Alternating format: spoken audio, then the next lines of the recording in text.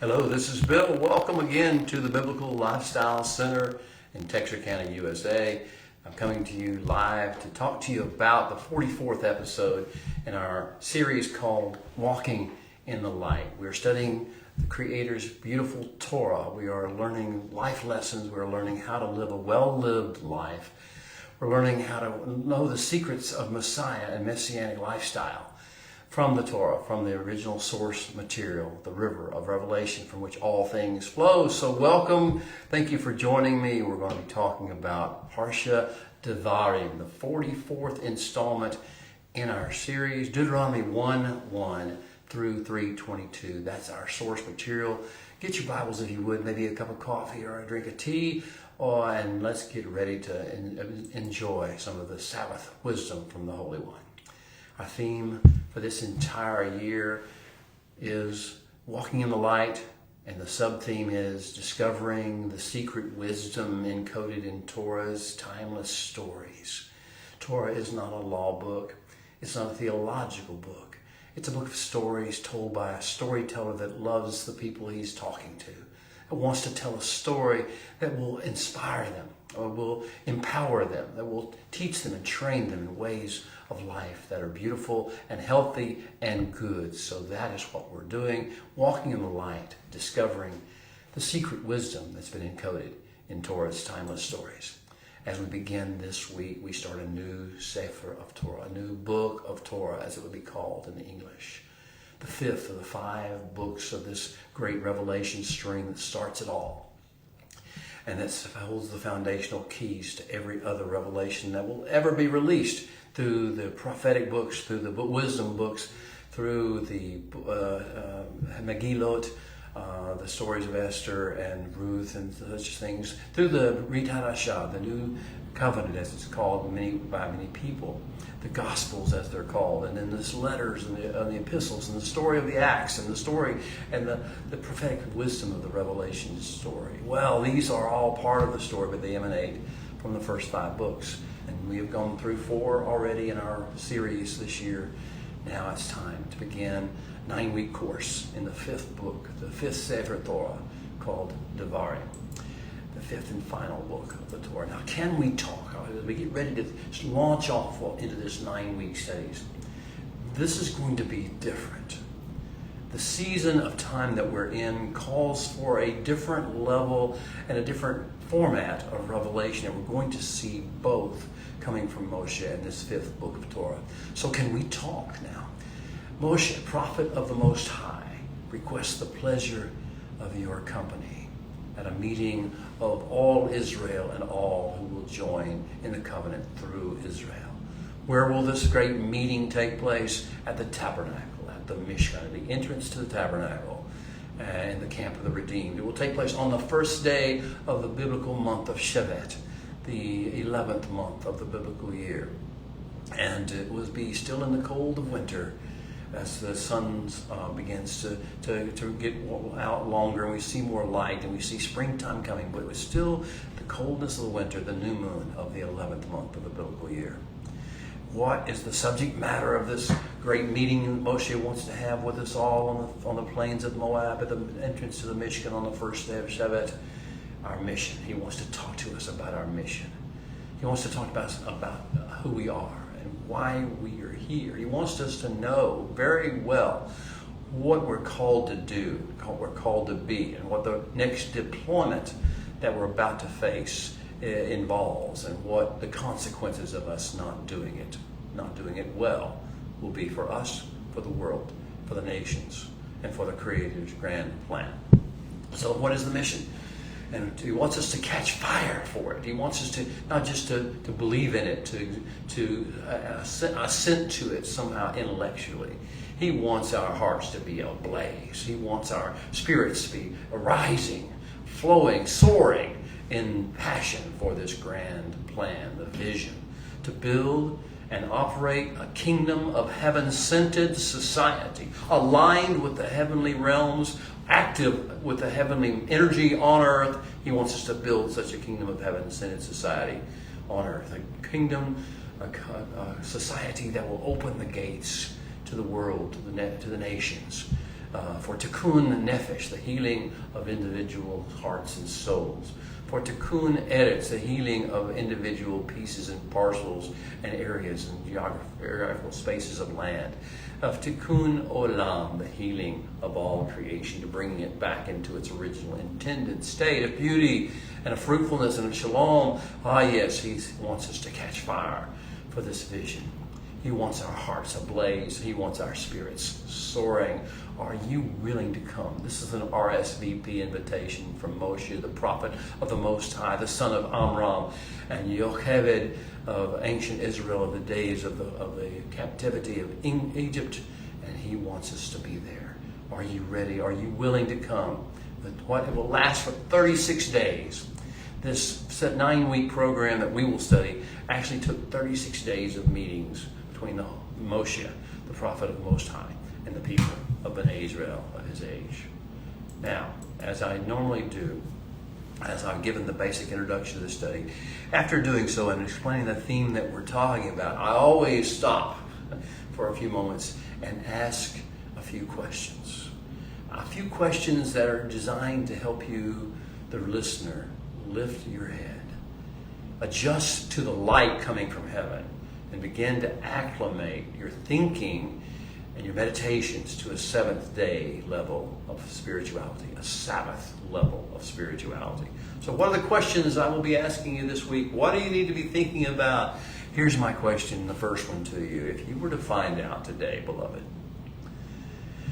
that you only have 6 weeks to live, 6 weeks left in this body.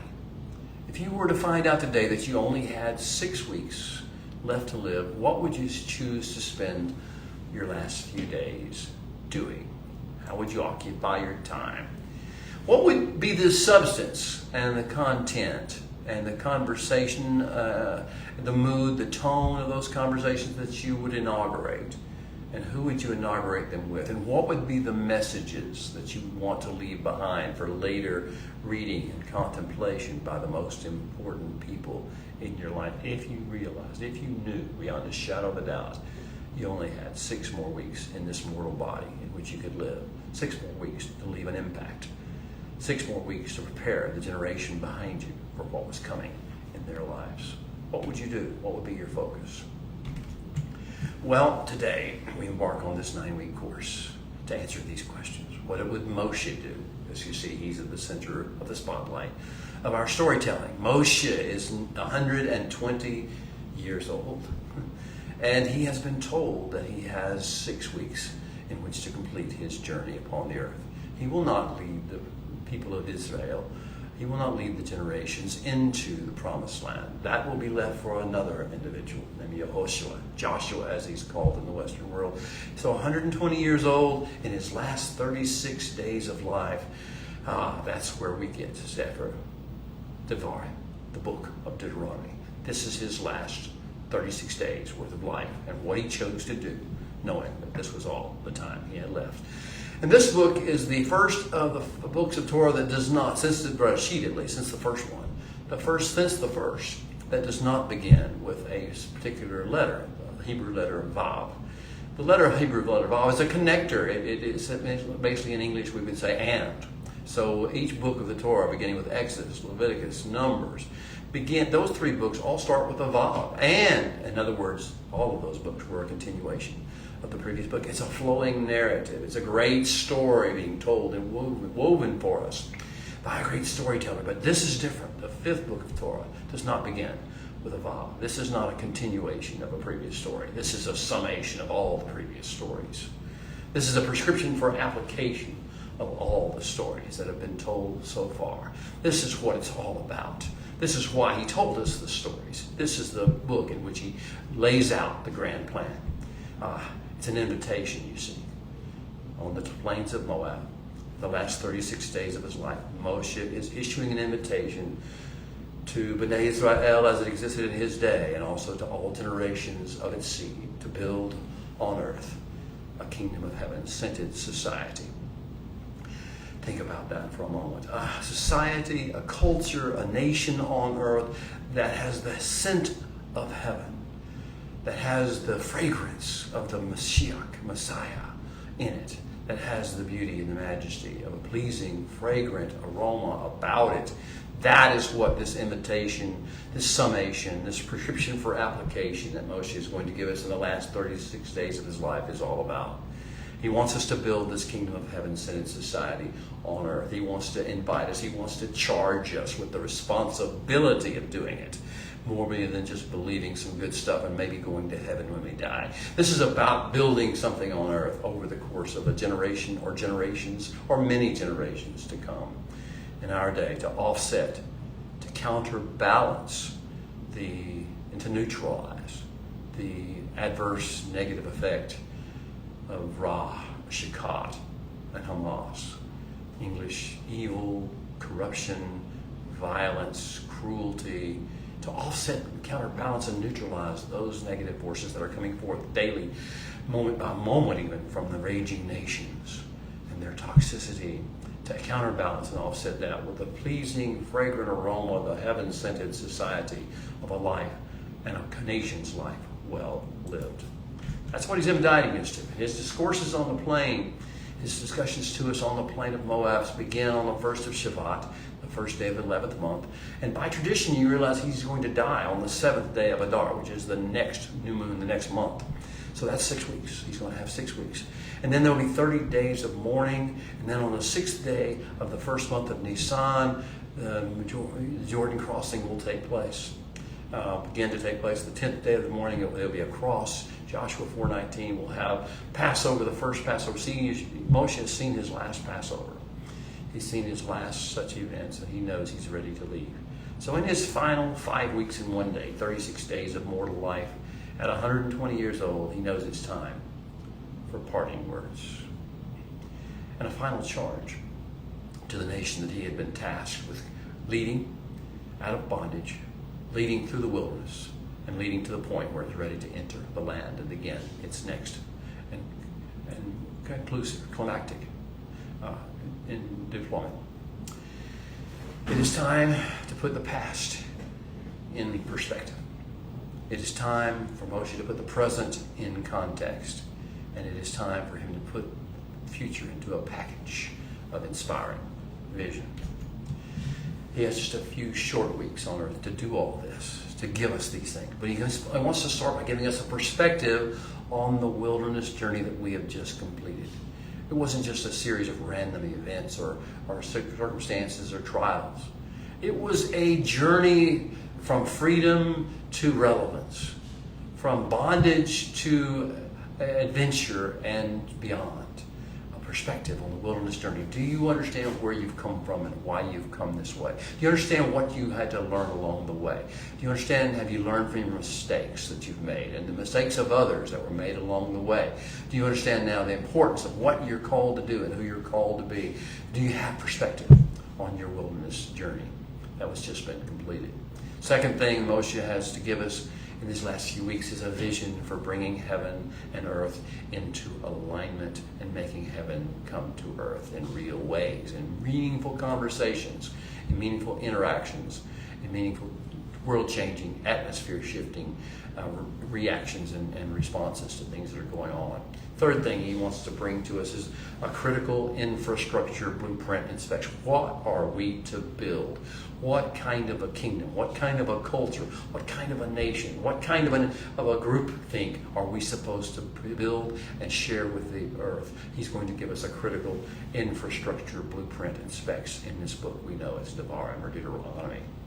He's also going to give us applicable rules of engagement, how we're supposed to behave when we're confronted by the nations that rage and the peoples that imagine a vain thing. What are we to do? What are our rules of engagement? What are we not to do, never to do, if we're going to maintain mission and purpose and fulfill the plan? And what must we do, even in the face of offense, even in the face of persecution, even in the face of oppression, even in the face of homicide and genocide? What are we to do? The rules of engagement. The next thing, the fifth thing that Moshe is going to do in this book of Deuteronomy or Devarim is to teach us disciplines of emunah enhancement. Emunah is a word that's usually translated into English as faith or trust. How do you enhance? How do you increase? How do you expand the level of faith that you have, the seed that you have, to turn it into something that's bigger, that's a full-grown tree that things can rest in, and that provides shade or provides nurture to those who come near it? How can we enhance our emunah? Well, he's going to teach us in the book of Deuteronomy, a series of emunah enhancement disciplines. And with those emunah enhancement disciplines, he's going to tell us a bunch of stories. He's going to retell us a bunch of stories he's told us before. He's going to talk about beautiful things in Yirat Adonai, the fear of the Holy One, awakening ways. He's going to tell us Yirat Adonai stories, Yirat Adonai awakening stories, to teach us the fear of the Holy One, the reverent awe and respect of the Creator of the universe that we need to have, we'll need to be intimately familiar with if we're going to plan the work and work the plan and bring this kingdom of heaven, send its society to earth. And the sixth thing he's going to do in this book of Deuteronomy is to give us a clear, a concise, and a little bit frightening warning about what the consequences will be of our failure if we bug out, if we give up, if we quit, if we surrender, if we fail. What will happen to our families? What will happen to the nation? What will happen to the generations in which we live? And what will happen to the world and the ecosystem of earth if we do not do what he says to do, what the Holy One has prepared us through these wilderness journeys to be able to do? What will be the consequences? Well, coming, and be aware what's coming to you through this book of Deuteronomy.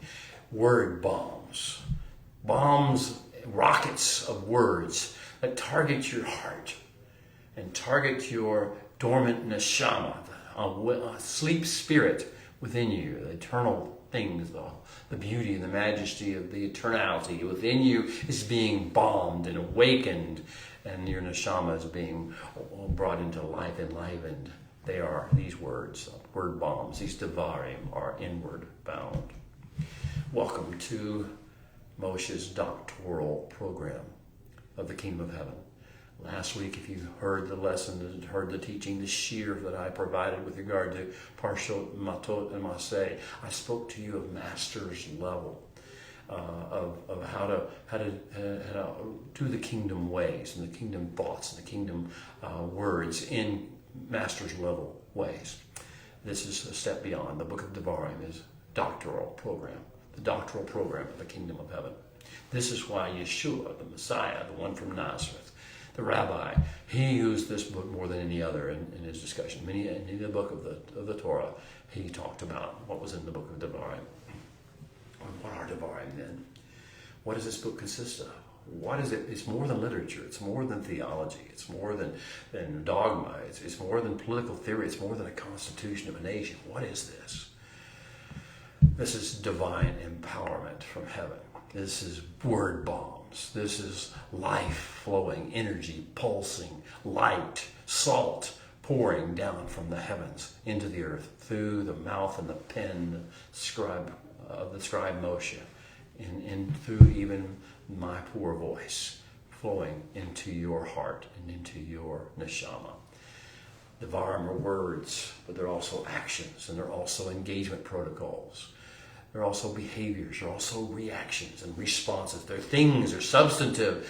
Earth being touched by heaven, things that release the creative energy of the Holy One, that carry his tikkun nefesh, healing of the soul, capabilities and capacities and potential, and which generate impact upon the earth like a rock, a heavy rock in a still pond, changing the atmosphere.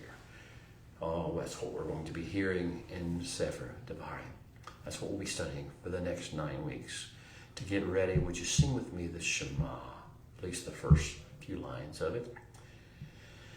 Shema Yisrael, Adonai Eloheinu, Adonai Echad, Baruch Shem Kevod, Malchuto, Leolam Vayed.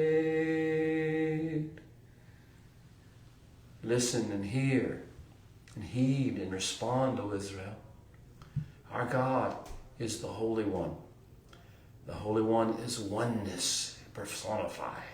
He is a unifying unity. Blessed be his glorious attributes and the kingdom he makes and brings to earth forever and ever. Torah is not information. We're not going to just be informed. It's not literature. We're not just going to be entertained. It's not theology. It's not religion. It's not dogma. Torah is not those things. What it is life, and it is light, and it is salt, and it pulses with energy from the very throne of the Holy One. It is pulsing energy that's sent to earth to awaken and activate. So, what do you need to draw from these words of Torah this week? What is it that your heart is crying out for and longing for, and the Holy One knows he wants to meet you with in these pulsing energy waves that come at you and activate you? What do you need to learn? What does he need to teach? It will all be found for you exactly as needed. Now, what are the highlights of this book? We're going to be reading for 9 weeks about the things that are in this book, and the basic highlights are this. The first thing that Moshe is going to do to start everything off is review covenant history with us. Not just history, covenant history. You see, the covenant is the secret to the success of the planet, of the ecosystem. Without the covenant, we'd be back to every so often have to have a flood. But instead of a flood, instead of a cleansing of that magnitude and manner, the Holy One has designed the covenant to take the place of the flood and to change with much more efficiency and effectiveness the darkness into the light. So we're going to review covenant history and be reminded of our mission upon the earth.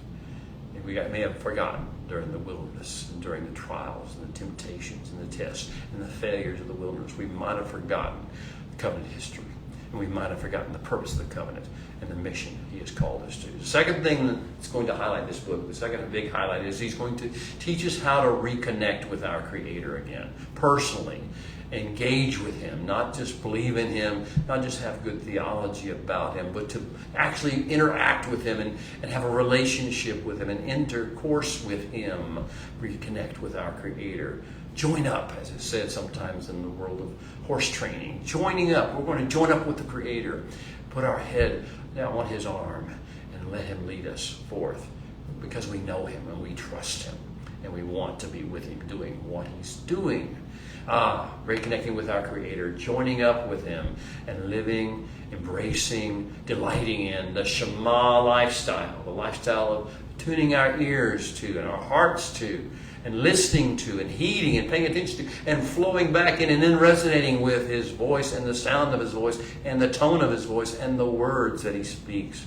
Shema lifestyle, nuclear level, from the very nucleuses of our soul, the nuclei of our souls, all the way out through our bodies and our hands and our feet and our words and our demeanor, all coming out the Shema lifestyle from nuclear level outward. The third highlight, the third thing Moshe is going to do in the course of this book is to remind us of the toxic ways of the raging nations and the peoples that imagine the vain things. If we don't know what we're offsetting and what we're supposed to counterbalance, if we don't know the mission field, if we don't understand the danger zones, then we don't understand why we're here at all. We don't understand what our mission is. We must go and we must offset and counterbalance the toxic ways of the raging nations. And to do that, we need to know what those toxic ways are and why they do what they do and how dangerous and how devastating and how destructive those ways are. So we never choose them. We always choose the Holy One's way. The fourth thing that the Holy One's going to do, as far as a highlight of this book, is he's going to teach us the central role of his commandments, his mitzvot, his judgments, his ordinances as the constitution of our nation. The lifeblood that keeps us from joining the nations, from joining their toxicity, from bugging out and quitting the power, the energy that's in the mitzvot. Commandments, as they're called in the Western world. And then he's going to teach us the nuts and bolts, Moshe will in this book, teach us the nuts and bolts of what the heaven-scented kingdom infrastructure plan consists of, as well as the antithesis that the world will throw at us, to argue with us, to contend with us, to try to dissuade us from the plan. And he's going to teach us, Moshe will, how to renew, and when to renew, and what words to speak when we renew the covenant relationship year after year, generation after generation. And finally, he will leave us with a prophetic song, a song about the future, a song about the blessings of life in the covenant and the harm that comes when you don't live that life to us and to others. Then he'll leave us with his personal, very intimate blessing over B'nai Israel. Well, we have a few moments left. Let's talk about the author, the scribe of this whole story, this whole book of Devarim and this Parsha, Deuteronomy 1:1 through 3:23. Moshe is 36 days from his vanishing point, as I like to call it. He's taking on a new role. He's been Moshe, the prophet of the Exodus. He's been Moshe, the shepherd of the people. Now he's taking on a new role. His last role will be Moshe Rabbeinu, the rabbi, the teacher, the mentor, the sage, the one who teaches all generations of the holy Hebrew people, and all those they win over to his more excellent way. They will be the rabbi, the first rabbi, who will be followed by so many more, culminating in Yeshua of Nazareth. These will be Moshe's farewell discourses on the plain. Heretofore, Torah has just been dictation, but Moshe's about to change all that. This will not be third-person dictation. The book of Deuteronomy will be first-person narration, direct, personal, poignant, and paternal stories of a rabbi teaching his disciples. It's going to be filled with time travel through inspired storytelling. Our job is to time travel because we've been inspired by the storytelling. Walk with him where he goes. Every story he tells us, everything he talks to us, we have to enter into it, not just listen to it as if we were listeners trying to learn something. We're participants engaging with him in these stories. It's our story, not just his story.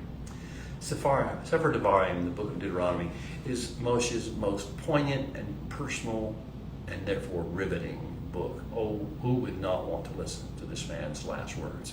The things he has seen, the things he knows, the places he has been in the heavenly realms and upon the earth, the beauty that he has been exposed to and that he has tried to expose to us. Who would not want to listen to his last final words? This is not the impersonal narration of an orator speaking. This is not a demagogue. This is an intensely personal testimony of a father figure, a grandfather of sorts, known and dearly beloved to us all. Through personally recording for us and for posterity behind us a series of 4 powerful storytelling sessions. Some call them sermons, I call them storytelling sessions.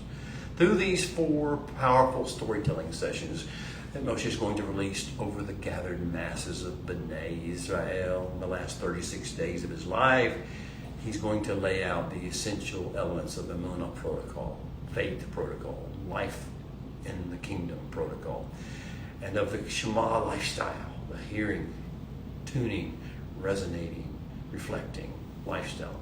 He's going to lay these things out for us like breadcrumbs for all of us Hansels and Gretels to follow to get home.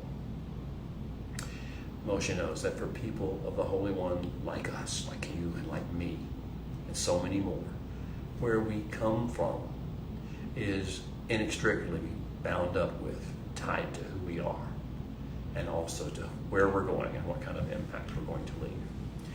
Oh, all the places that we have been, beloved. All the things that we have seen. All the mountaintop experiences. And all the valleys of trauma and of weeping. All of these are essential components of our individual and collective story. The story of our individual lives and our nation. All of these experiences that we've experienced thus far play a role in defining the good news that we are to carry. Did you hear me? Without our story, the good news doesn't mean anything. It's just theology and doctrine. But with our story incorporated into it, with the tone that we get and the change of our approach and our perspective that we get by virtue of having lived it as our story and our nation's story, when we tell the good news, it comes with a kingdom weight upon it. The good news that we're to carry. The things that we have learned and experienced so far affect the intensity of the light we bear. We're called to be the light of the world, to be the light to the nations. We're called, but the intensity of the light will determine about how much we have incorporated the lessons and the healing and the emunah principles that come forth by virtue of the things we've experienced thus far. And finally, these things, these stories that we've been told, the lessons that we've learned along the ways in the wilderness and before and after, these will color and flavor the salt that we're supposed to spread upon the earth. Dear ones, we must never forget what made us a people. We must never lose sight of what binds us together with each other, with the Holy One, and with the nations of the world. We must never lose perspective on what has happened thus far in Earth's history and what has happened in covenant history to counteract the negative parts of the first. We must never lose the vision of what we are called to become and how and to what end we have been raised up and trained to impact the nations. The nations that just can't seem to stop raging. The nations that keep the planet on which we dwell spiraling as if it were completely out of control, but for the covenant, but for the counterbalance, but for the offset that comes through us and that is personified in Mashiach. So as we come to our story, or we come to our book of Devarim and Deuteronomy, we say, come now, Moshe Rabbeinu, take on this new mantle, take on this new role for us. We're all waiting for it with bated breath for your stories. Tell us your wonderful stories again. Tell the great tales of our redemption and our restoration and our wilderness journeys and our time at Sinai and the download revelations we received and the vision for the beauty realm of the creator of the universe coming to earth. Tell us these things once more with feeling, Moshe. And this time, heaven help us, we'll do more than just listen. This time, heaven help us, we'll actually build the kingdom of heaven in society and introduce it to our lives and walk in the emunah enhancing disciplines that you've taught us in this book. Well, the time is coming. It's the season of Devarim. Words birthed in emotion, causing reaction. Words that are pregnant with energy, with life-giving energy, with hope. These are Devarim. But the world has a counterbalance to it. The raging nations have something that we're given Devarim to counteract and counterbalance. What are they given? They're given emotionally charged buzzwords. Buzzwords pregnant with anger. Buzzwords pregnant with jealousy and rage. The things that they break the societies with, that cause division, hate speech, warmongering, fear-mongering, class envy inciting, gender jealousy arousing, generation arrogance spreading, all the ideology arguing. These are the negative impact of words. They find buzzwords. They do different types of studies to figure out what words will have the most negative emotional effect. That's what the words do in the world. They find the demagogues and the charlatans and the instigators and the agitators. They find these words that have these negative energies swirling about them, and they say these words and phrases in ways that stir up the envy of the masses and the anger of the masses and the raging mobs. But we have something else, the counterbalance to that.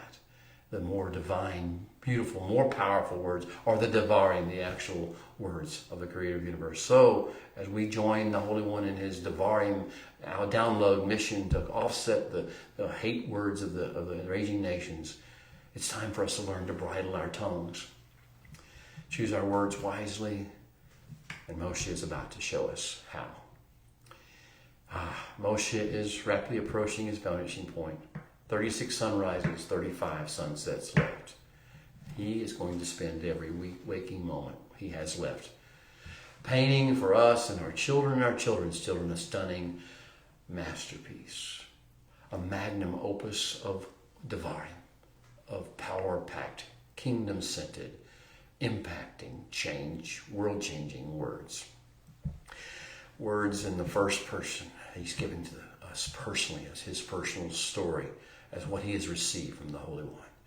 He's given us a perspective on the outworkings and the ups and downs in the past and the present and the future as men see it and talk about it. But he's showing it to us through the lens and with the emotions of the divine romance.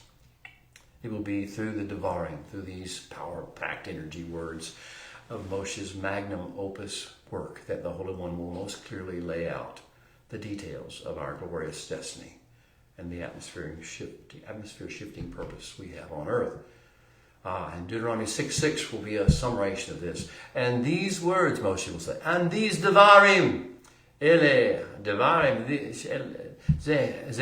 Devarim, which I enjoin you this day, they are to be in and on your heart.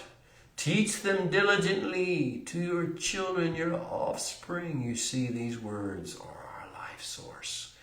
These Devarim are the key to counterbalancing the negative energy of the nations. Deuteronomy 12:28. Observe, Moshe says, observe and shema all these Devarim, all these power-packed words I'm leaving with you, with which I enjoin you, that it may go well with you. This is our secret to life going well with us. That it may go well with you and with your children after you forever. This is our key, the Devarim. When you do what is good and right in the sight of the Holy One our God. And how do you know that? It's in the Devarim. Deuteronomy 32:47, a little later. And it is not a useless thing and a useless debar for you. Indeed, it is your life, this book, these stories, the truth. It is in your life. And by this devar, by this word, by this substance, you will prolong your days in the land that you cross over the Jordan to possess.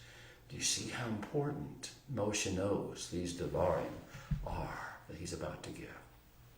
But wait a minute. Stop and press this for a second.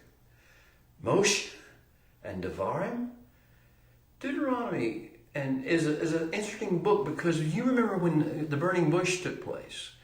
You remember Moshe's complaint and his excuse for not immediately taking on the responsibility of leading the nation of Israel out of bondage and talking to Pharaoh was, he said, Adonai lo ish devarim, Holy One, I am not a man of this kind of words, of this kind of speech. I'm ish devarim. I'm not a man who has devarim and he speaks and people listen and people are moved inside. Holy One, I'm not a man of devarim. Ki kavad peh ukavad lashon anoki. For a man of a heavy mouth, I got a heavy mouth but not heavy words.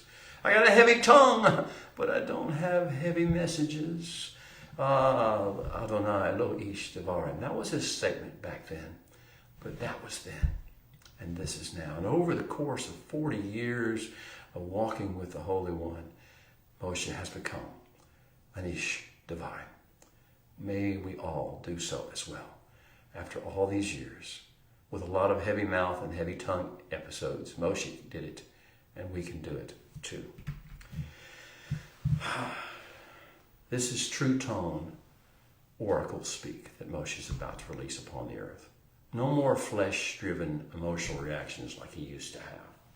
No more pseudo-intellectual abstractions that he used to spew and argue about. No more ideological, philosophical, religious, or political rants like he used to go on and indulge in. No more tropes of ethnic or racial or national or cultural or class or gender or generational or ideological bias like most people tend to be obsessed with. No more groupthink dictated from news medias. No more groupthink. No more newspeak bullet points repeated and regurgitated on cue. No more of that. No more buzzwords of darkness and dark energy. No more catchphrases and cliches that limit and put restrictions on people as opposed to freeing them up and energizing and inspiring and empowering them. No more prideful, divisive, blame-casting rhetoric coming out of his mouth. No more curses. Only blessings. Only wisdom. Only Devarim. No more hype. No more hypocrisy. No more hyperbole.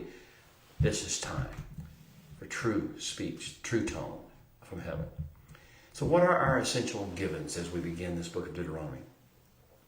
The first is that the heavens and the earth were created by the creator of the universe, by the Holy One. And he did so with a grand plan and agenda in mind. That's so different than the world might teach you. Second thing, the essential givens that we start this book with, is that the Abrahamic covenant has been put in place. Hallelujah. There is an antidote into the world, brought into the world by the creator of the universe. There is an antidote, and it is the Abrahamic covenant and everything that will flow from the Abrahamic covenant. The Abrahamic covenant is the reason we don't have to have floods anymore every time the world gets a little crazy. The Abrahamic covenant is in place, and it is the keystone of the grand plan and agenda that the creator designed. The third given that we have to start with is that the era of Egyptian bondage, which I call the times of the Gentiles in its initial form, is giving way. Did you hear me? The era of Egyptian bondage, the times of the Gentiles are just giving way. There's a new dawn about to dawn. There's something new about to happen. There's a new opportunity, a new chance, a new vision being released for those who have ears to hear and eyes to see. Seasons of refreshing are coming. Kingdom influence is arising. Devarim, energy, powered, pulsing with salt and light and hope from the heavens is coming to earth. The era of kingdom influence is coming to replace the era of the times of the Gentiles. And seasons of refreshing are coming to heaven, from heaven to earth, on earth as it is in heaven. The fourth essential given as we begin the book of Deuteronomy is that the Holy One's messenger for the transition period is Moshe. He is our rabbi. He is the forerunner of the great rabbi, Yeshua, and he has tools given to him. A toolkit that consists of Torah, mitzvot, instructions for living, mishpatim, ways of looking at things that have the kingdom sent and ways and redemptive mindset to them.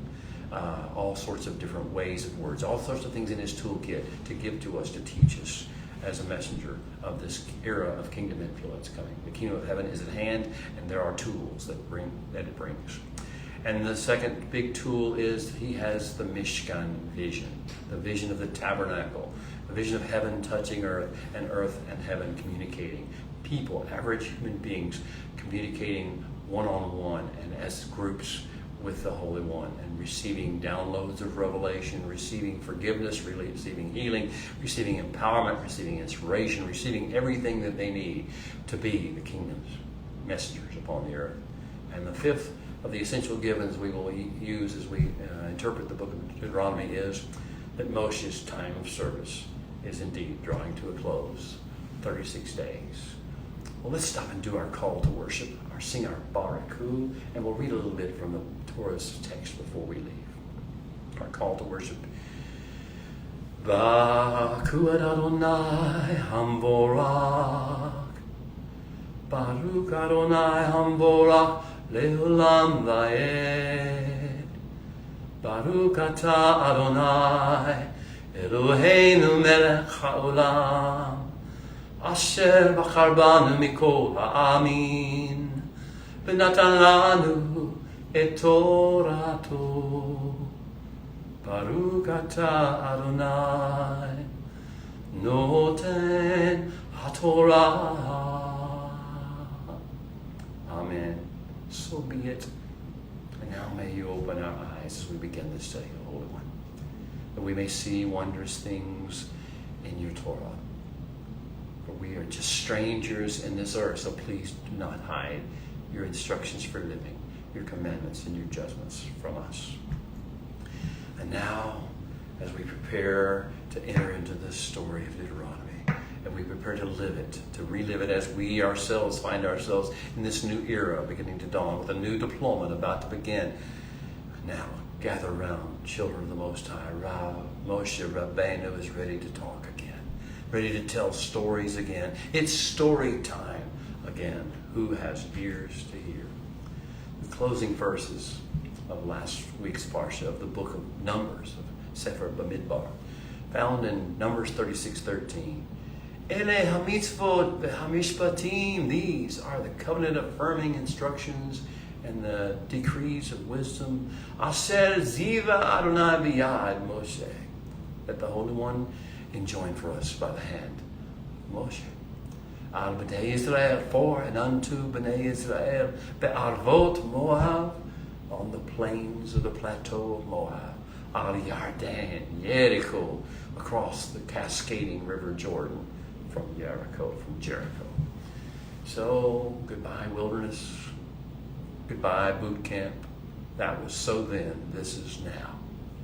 It's time to get our advanced weapons and toolkit training. We have received the mitzvot and mishpatim downloads. We will receive a little bit again. It's time for each of us to become, as Moshe did, an ish Devarim, a man of power-packed, heaven-scented, impactful words. Let's mobilize for deployment. The wilderness wanderings are over. The illustrative stories have begun, and they will be rehearsed a little bit by Moshe as we go into this study, but it'll be basically, we're going into now, full-blown deployment mode, briefing for deployment mode. So no more parables. It's time to get blunt and real. It's time to quit messing around. Sefer Devarim is our final pre-deployment briefing before we put it all on the line for the sake of the kingdom and the grand plan. So the first words of the book of Deuteronomy. Our intro, segue of the fifth book. Ele hadevarim. These are the substantive things, the weight, glory, carrying words.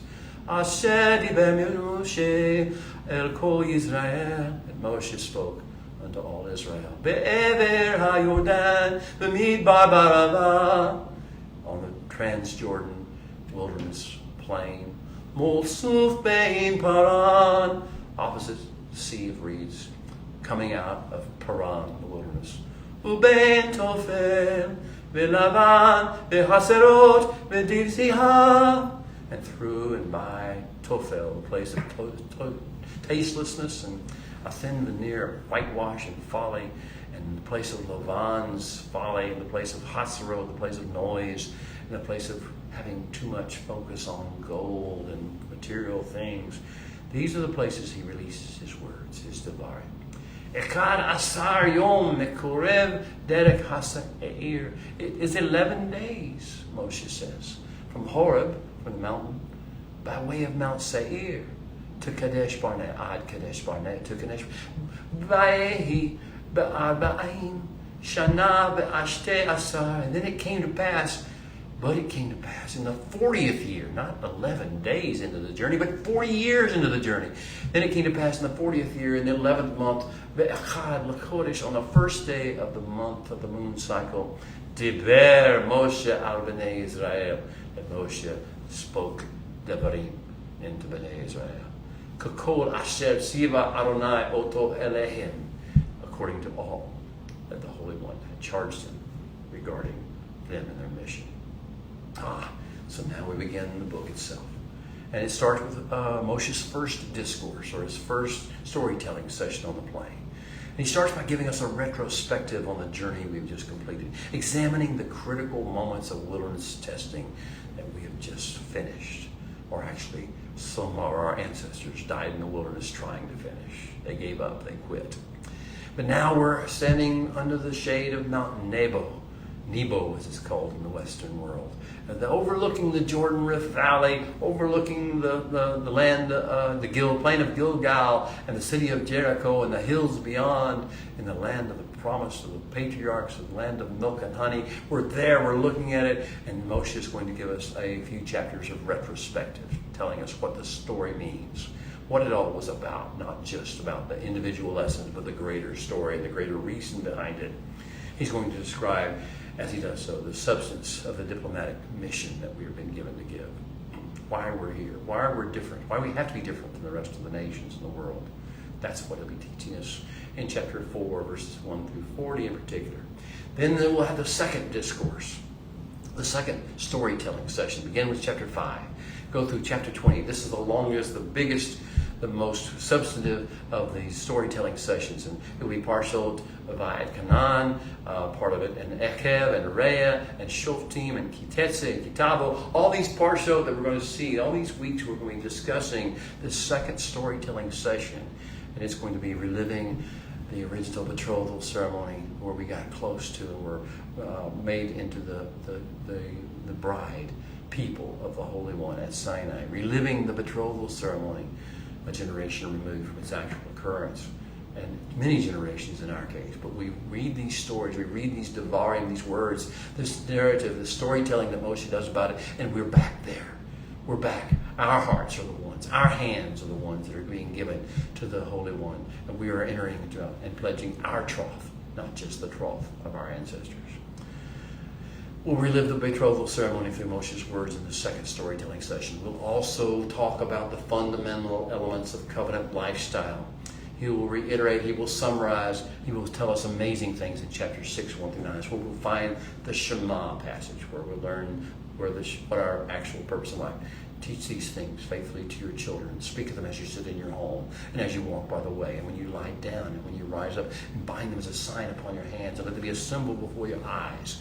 Inscribe them on the doorposts of your houses and on your gates. Be mindful of all the mitzvot and do them in this manner. You will set yourselves apart to the Holy One, your God. He will teach us in this second storytelling session how to function as the light of the world and how to respond and react to the temptations that will come when we enter the land.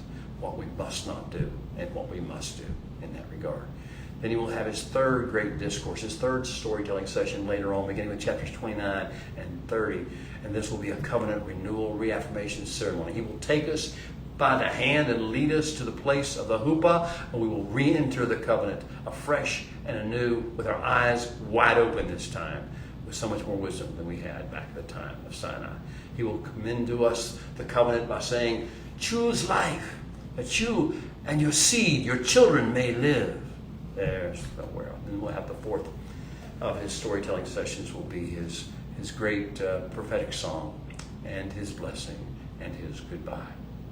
Well, beloved, that's where we'll be for the book of Deuteronomy for the next 9 weeks. For the first part of what we talk about, there are certain things he wants to remember about our journey, certain places that were very important, critical places.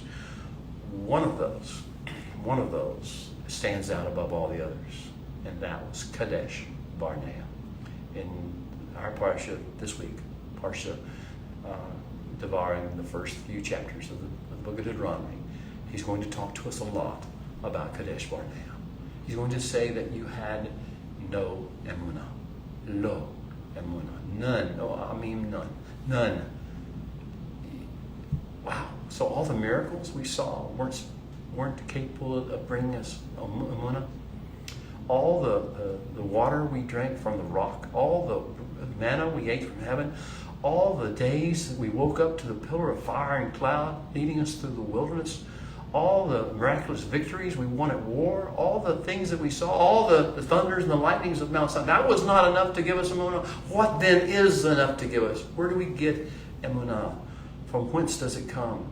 Where did it come from for Caleb and for Yehoshua at Kadesh Barnea?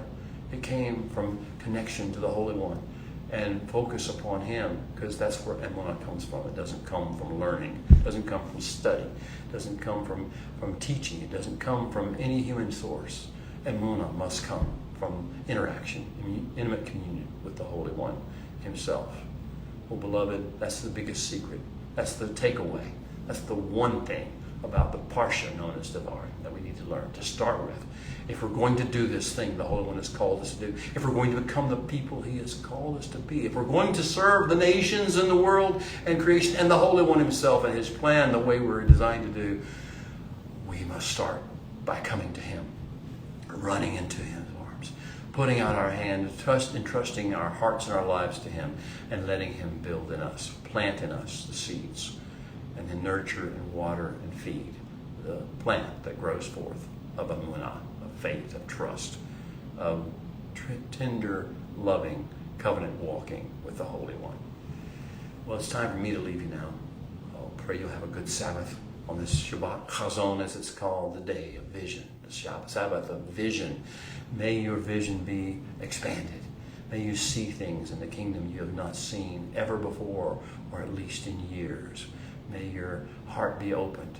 It is also the 9th of Av, Tisha B'Av. May your heart be rent as well as opened. May it be rent for seeing what happens when we do not fulfill the plan. We fail. We quit. And what happens to us, to our children, and the nations and the world? What happens to the grand plan and the generations that we live in? What happens if we don't do what he says to do? If we don't catch this vision and walk it out? Beloved, if you want more, you may turn into the biblicallifestylecenter.org. More revelation, more teaching, more inspiration, hopefully from the biblicallifestyle.org, lifestylecenter.org, I should say. It's a website, and then we have a web page for the Rabbi's Son, which is how I've been called. The Rabbi's Son webpage has many things on it which you may want to look at your spare time, but look particularly into the archive section, because every one of the studies that I've done for my children as they were growing up, and for the people who have been interested in knowing what was going on, what this was all about, are contained in those archives. And there were 6 studies, for instance, for the book of Devarim, and 6 for every other parsha. They're free. No one charges you anything to look at those things. Enjoy them. Be moved by them. Get caught up in them. Be caught up in the Devarim vision. In the meantime, should you find something there that stirs your heart, should the Spirit of the living God move upon your heart to do something, there's a donate button, and we do need help in regarding to spreading this word throughout the world. And doing even these videos, which are the equipment and the time costs money as well. So if you feel led, please drop in a donation or two, and we'll see that it is put to good use. Blessings to you. Shabbat Shalom. See you next week.